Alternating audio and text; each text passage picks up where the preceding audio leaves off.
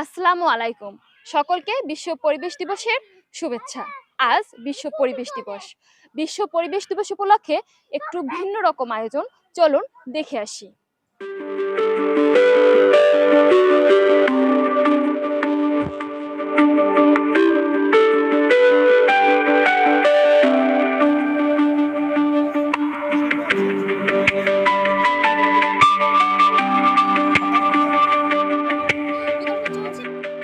বিশ্ব পরিবেশ দিবস 2026 উপলক্ষে বরগুনায় অনুষ্ঠিত হলো জমকালো চিত্রাঙ্কন ও বিতর্ক প্রতিযোগিতা।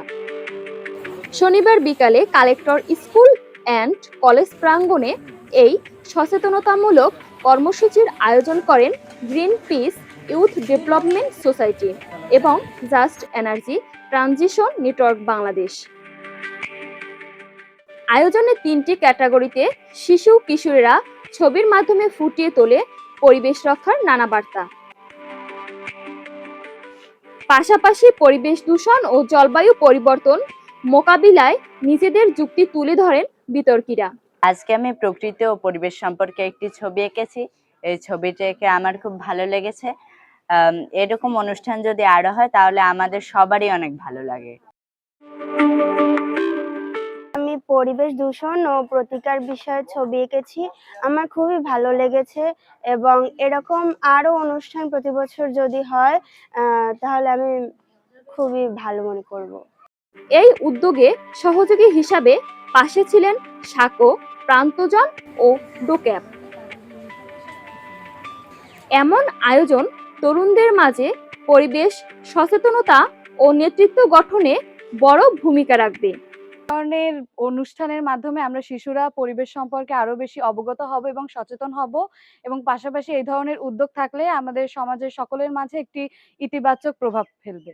আজকের যে প্রতিযোগিতাটা হচ্ছে আমার খুব ভালো লাগছে এবং বাচ্চাদেরও এতে অনেক খুশি তারা, এবং এতে তাদের মনস্তাত্ত্বিক বিকাশ ঘটছে। এটা খুব আকর্ষণীয়।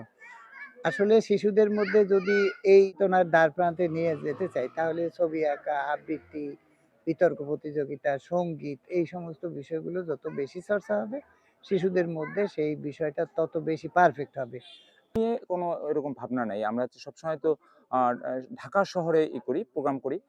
সেটার আলোকে আমরা উপকূলের বাচ্চারা কিভাবে যে ছবির মাধ্যমে তাদের প্রতিবাদ এবং যে বিতর্কের বিষয়টা এটা তোলার জন্যই আজকে এই আমাদের প্রতিপাদ্য বিষয়, যে আমরা বিশ্বকে জানাতে চাই যে আমাদের ছবি এবং বিতর্কের মাধ্যমে আমরা আমাদের পরিবেশের বিপর্যয়ের কথা আমরা তুলে ধরতে চাই।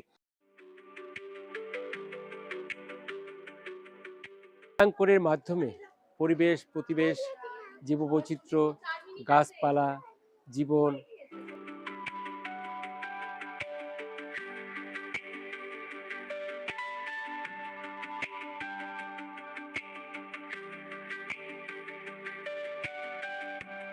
আপনারা মাননীয় মডারেটর লক্ষ্য করে দেখতে পারবেন যে এখানে উদ্যোগের সাথে ই প্রত্যয় যুক্ত করা হচ্ছে এবং অনুষ্ঠান শেষে বিজয়ীদের হাতে পুরস্কার তুলে দেওয়ার পাশাপাশি পরিবেশ সুরক্ষায় বিতরণ করা হয় অর্ধশতাধিক ফলজ ও বনজ গাছের চারা।